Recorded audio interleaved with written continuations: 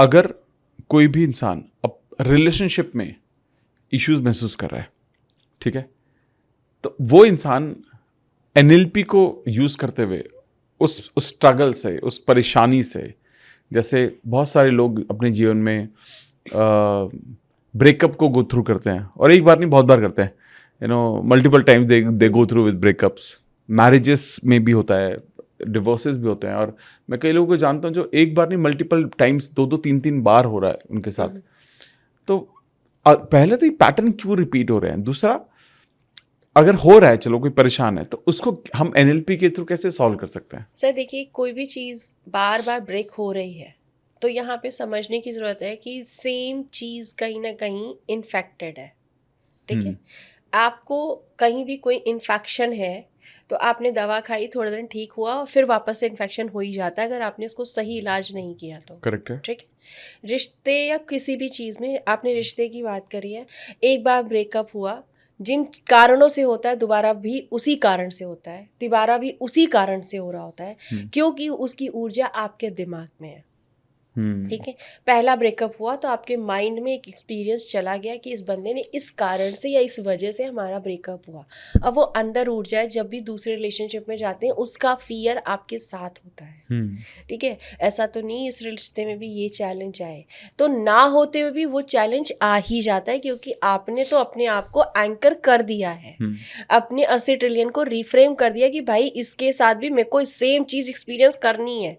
अब मैं ये बात बोल रही हूँ तो लोगों को लगेगा नहीं मैं तो ऐसा नहीं बोलती, या मैं ऐसा नहीं बोलता। आप नहीं बोलते, पर आपके अंदर की चलने वाला डर या आवाज़ ने बोल दिया है ऑलरेडी। ठीक है। तो वही कहते हैं ना, कुछ डिक्शनरी में वर्ड्स हैं जिन्हें डिलीट करने की ज़रूरत है, तो ये यही वर्ड्स हैं जिनको डिलीट करने की ज़रूरत है कि ये वाला भी सेम एक्सपीरियंस करेगा। तो सबसे पहले तो आपने जो भी एक्सपीरियंस किया है किसी रिश्ते में उसको हटा दीजिए। ओके, ठीक है। हटाएंगे कैसे? आपके बहुत अच्छे और बुरे मोमेंट्स होते हैं उस पर्सन के साथ में। आप NLP के थ्रू उन सारी इमेजेस को पहले हटाइए जो आपको पेन दे रही हैं। ओके, ठीक है। और आप उसे हटा सकते हैं। ठीक है। ठीक है। जब आप उसे हटाते हैं तो आपके अंदर जो एक इम्पल्सिवली पेन है उससे आप रिलीफ होना शुरू हो जाते हैं। ठीक है। और जैसे ही आप रिलीफ होना शुरू होते हैं, आप देखोगे आपके पास जो पार्टनर आ रहा है अब वो वैसे पैटर्न के साथ नहीं आ रहा जैसा कि पुराने पैटर्न के साथ। अच्छा, व्यक्ति भी आपको ये जितने ब्रेकअप करने वाले मिल रहे होते हैं ना, सेम ही होते हैं। सेम के पास सेम गुस्सा होता है, सेम के पास सेम इमोशंस होते हैं। क्यों? क्योंकि उसकी ऊर्जा आपके अंदर सेम है। ठीक है। यहाँ पे मैं जिन्होंने अभी मैरिज नहीं करी है या किसी रिश्ते में जाना चाहते हैं उनके लिए एक छोटा सा पार्ट कहूँगी। आप वो मत सोचिए जैसा पार्टनर आपको नहीं चाहिए।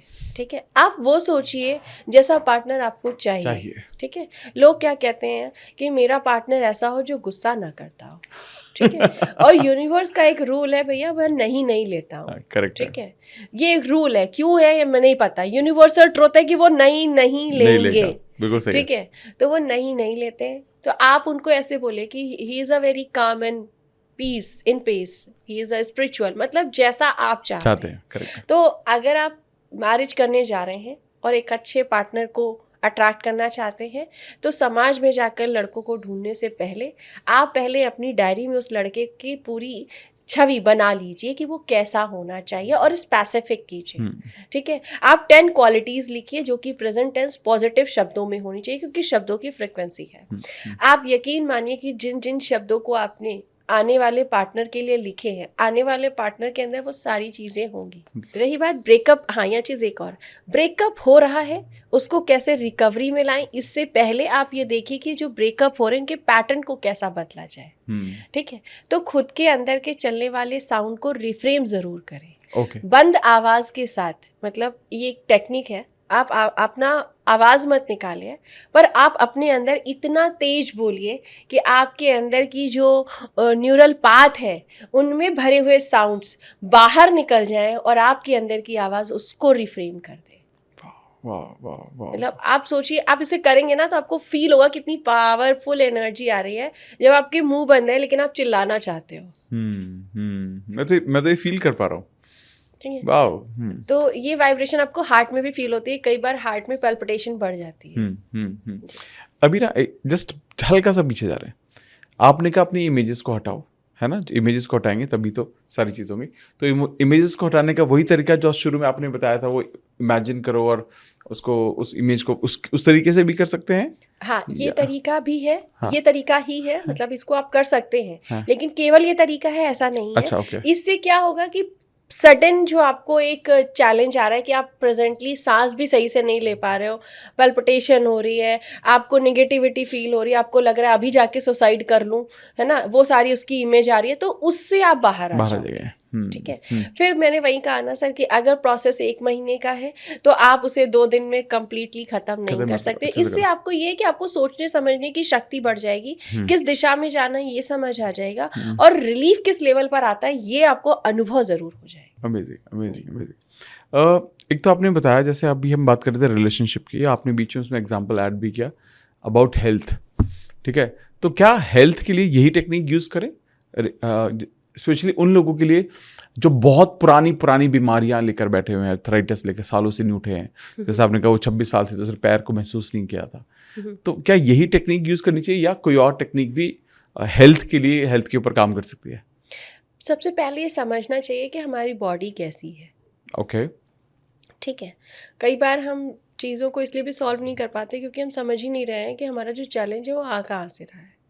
ठीक है, तो हेल्थ इश्यूज भी हमारी इमोशन से ही आ रही है। हमारी बॉडी तीन चीज़ों में कनेक्टेड है, कफ वात पित्त। ठीक है, इनमें से किसी एक जगह पर ही आपकी बॉडी इमोशंस को स्टोर करती है। डिपेंड करता है कि आपकी बॉडी किसको रूल कर रही है। करेक्ट है। ठीक है, अगर आपको कोई भी आप पुरानी चीज़ें सोच रहे हो या आपको जो हेल्थ इश्यूज है वो चेस्ट एरिया में है, ठीक है, तो आप कफ प्रधान बॉडी के साथ लीड कर रहे हो। करेक्ट। आपके पेट में है तो आप पित्त प्रधान बॉडी के साथ लीड कर रहे हो। आपके कभी यहाँ दर्द हो रहा है, कभी पीछे दर्द हो रहा है, कहीं कहीं भी दर्द हो रहा है, तो आप वात बॉडी के साथ लीड कर रहे हो। पहले तो ये समझना जरूरी है। ठीक है, अब यहाँ पे ये आता है कि अगर आपने ये समझ लिया तो इसको ठीक कैसे करेंगे। आप इस बीमारी के जाने से पहले ये देखिए कि आपने बचपन से अब तक के किस इमोशंस को अपनी बॉडी में कितने लंबे समय तक रखा है। 80 साल का एक इंसान जो बैठा हुआ है, उससे कोई कहानी पूछो, हाँ उन्होंने मुझे ऐसे बात करी थी, इस तरीके से मेरे से किया था और मुझे उस वक्त बहुत बुरा लगा था। तो अगर एक 80 साल या 70 साल का एक इंसान, यहाँ बात साल की नहीं है, यहाँ बात ये है कि कितने लंबे समय गुजर जाने के बाद भी वो आपके माइंड में अगर है और आप उसे एज इट इज स्टोरी बता पा रहे हो, तो इसका मतलब वो अंदर है। करेक्ट। वो ये कहना कि मैं स्टोरी सुनाने के बाद ये कहूँ लेकिन अब मुझे फर्क नहीं पड़ता है, अब मेरे पास ये नहीं है, तो मैं ऐसा नहीं मानती हूँ। अभी आपके पास है, इसीलिए आप उसे इतने अच्छे तरीके से पॉइंट टू पॉइंट एक्सरेट कर पा रहे हैं, समझा पा रहे हैं, क्योंकि वो समझ अभी अंदर है, वो इमोशंस अंदर है। तो जब आप उसको सोचना शुरू करेंगे तो आपकी बॉडी आपको खुद बता देती है कि बीमारी कहाँ उठने वाली है, कहाँ है। ठीक है, तो आपकी बॉडी में ना कहीं दबाव या पेन या टिंगलिंग शुरू हो जाती है। जैसे आप निगेटिविटी को सोचते हो, ठीक है, तो जहाँ पेन आ रहा है, जहाँ पे चाहे वो चेस्ट एरिया हो, हेड एरिया हो, पेट एरिया हो, कहीं पे भी आ रहा है, जहाँ आ रहा होगा वहीं हेल्थ इश्यूज हैं। तो जैसे जैसे आप इमोशंस को हटाना शुरू करते हो, आपका हेल्थ भी ठीक होता है। ठीक है, जैसे एग्जाम्पल के तौर पे मैं मेरा ही एक एग्जांपल ले लेती हूँ कि मुझे बचपन से हर महीने 4 हफ्ते होते हैं, 3 हफ्ते केवल कोल्ड होता था। ठीक है, ओके। ये एक था और जिसके लिए मेरे पेरेंट्स बहुत परेशान हुए। ठीक है, मतलब शायद इन्होंने कोई डॉक्टर छोड़ा होगा जिससे मेरा ठीक हो जाए, लेकिन वो नहीं ठीक हुआ। ठीक कब हुआ? जब मैं इस हीलिंग मोडालिटी में खुद को लेकर आई और मैंने अपने इमोशंस को हटाना शुरू किया। इमीडिएटली बिना किसी दवा के वो ठीक हो गया। अब वो ऐसा नहीं है 6 महीने में जो एक बार होना चाहिए, जो ये बताता है कि आपका शरीर स्वस्थ है, उतना ही होता है। लेकिन वो मेरी किसी दवा से 27-28 सालों में नहीं सही हुआ, जो हीलिंग में 1 साल में सही हो गया, क्योंकि चीज़ें बहुत पुरानी थी, बहुत इमोशंस थे, और जब वो निकलते हैं तो आपके अंदर की जो ऊर्जा है उसको बहने का रास्ता मिलता है। वो आराम से बिना किसी ट्रैफिक के आपकी पूरी बॉडी में कहीं ना कहीं फ्लो कर पाती है। ठीक है, अगर आपकी बॉडी के अंदर कोई भी हेल्थ, जैसे कैंसर भी अगर आ रहा है, तो ये प्रूवन हो चुका है कि ये इमोशंस के ब्लॉकेज के कारण होता है। और अगर आपके पास शुगर, बीपी या कोई भी बीमारी हो रही है, ये सब कुछ इमोशंस के कारण ही हो रहा है। तो दवा तो वैसे भी मेडिकल साइंस ने खुद भी इस बात को कभी भी नकारा नहीं है, स्वीकार किया नहीं किया तो बहुत बड़ी बात है, नकारा नहीं है कि दवाएं किसी चीज़ को ठीक करती हैं। करेक्ट। दवाएं तो आपकी बीमारी को दबा रही हैं। हाँ, ठीक है। हाँ। जब आप इमोशंस निकालते हो तो बीमारी खत्म होती है और परमानेंट खत्म होती है। और निकालने का तरीका जो होगा वो सबसे बेस्ट, जैसे मैंने बहुत सारी हीलिंग मोडालिटी खुद पे करी, खुद को ठीक करने के लिए करी, फिर आगे उद्देश्य बनाए कि इसे आगे लेके जाना चाहिए, लेकिन उसको एक्सपीरियंस किया है। तो ये एहसास हुआ कि जब आप कोई भी हीलिंग मोडालिटी कर रहे हो और आपके पास पुराने पास्ट के कोई भी पैटर्न पड़े हुए हैं, इमोशंस पड़े हुए हैं, तो वो उस लेवल पर वर्क थोड़ा कम करता है। अगर आपके अंदर पास्ट की इमोशंस आप निकाल दो NLP के थ्रू या इस प्रोसेस के थ्रू जिसमें आप पास्ट किसे डिस्कनेक्ट हो रहे हो, तो आप कोई भी हीलिंग मोडालिटी करते हो तो आपकी बॉडी में बहुत अच्छे से ऊर्जा फ्लो होती है और फिर वो परमानेंट हीलिंग के तौर पर काम आती है। ऐसा। सुपर्ब। एक और पॉइंट इसमें ऐड कर देता हूँ मैं, मनी आपने वैसे शुरू में एक्सप्लेन किया जी, but is there any more thing जो लोग डे टू डे बेसिस पर लोगों को NLP की कोई टेक्निक करनी चाहिए, स्पेशली जो लोग कर्जे में हैं, लोन्स बहुत ज़्यादा इकट्ठे हो चुके हैं, क्रेडिट कार्ड, पर्सनल लोन, तो उनके लिए क्या सॉल्यूशन हो सकता है? सर उनके अंदर साउंड चल रहा है कर्जा है कर्जा है कर्जा है। उनके आसपास के लोगों ने भी उनको यही साउंड दिया हुआ है, कर्जा है कर्जा है कर्जा है। मेहनत करो, इतना इतना डेप्ट ले रखा है, इतना कर्जा ले रखा है, तो आपने अपने आसपास केवल वही साउंड बना रखा है। तो वही फ्रीक्वेंसी आप देखोगे, जो लोग बार बार बोलते हैं ना, वो एक बार डेप्ट लेने के बाद भी दोबारा डेप्ट लेते हैं, फिर दोबारा, फिर तिबारा, फिर चौबारा। उनका मतलब वो चलता रहता है, पैटर्न ख़त्म नहीं आता। तो सबसे पहले अपने अंदर एक चीज़, मतलब जैसे बिजनेस अगर आप कर रहे हैं और कर्जे बढ़ रहे हैं, या कोई भी चीज़ आप कर रहे हो और कर्जे बढ़ रहे हैं, तो उसको घटाने का सबसे बेस्ट तरीका है कि अपने अंदर की जो साउंड्स है उसको आप बदल दीजिए। ठीक है। कर्जे को कहने की बजाय आप ये कहिए कि मेरे पास मुझे जो इन्वेस्टमेंट मनी आई थी, उसको इन्वेस्टमेंट करके मैंने उस मनी को बहुत अच्छे से वापस किया है, और जितना वापस किया उससे 10 गुना मेरे पास आ रहा है। हाँ। ठीक है। सबसे बेस्ट तरीका है सॉल्व करने का इसको। अगर आप किसी को पैसा ख़त्म करना चाहते हैं तो आप एक रिटर्न में वो बनाइए और आप लिखिए, क्योंकि लोग पैसा लेने के टाइम में बहुत इजी हो जाते हैं, देने के टाइम में बहुत अनकंफर्टेबल हो जाते हैं। तो जो देने की प्रवृत्ति है वो अनकंफर्टेबल है, इसीलिए कर्जे बढ़ रहे हैं, दे नहीं पा रहे हैं। अगर आप देने की, ये सिर्फ कर्जा देने की बात नहीं है, मतलब अगर आपके अंदर गिवर करने पर अनकंफर्टेबल एनर्जी है तो आप कहीं भी कुछ भी गिव नहीं कर पाओगे। एनर्जी है तो एनर्जी है वो हर जगह फ्लो होगी। ठीक है। true. तो आप लेने से पहले ये सोचो कि मुझे इसे बहुत अच्छे ग्रेसफुली वापस करना है। ठीक है। लोग क्या सोचते हैं, लेते हैं, कहते हैं कैसे वापस करेंगे, कब वापस करेंगे, किस तरह वापस करेंगे, ले तो लिया और जिससे लेते हैं उसको गालियां भी देते हैं।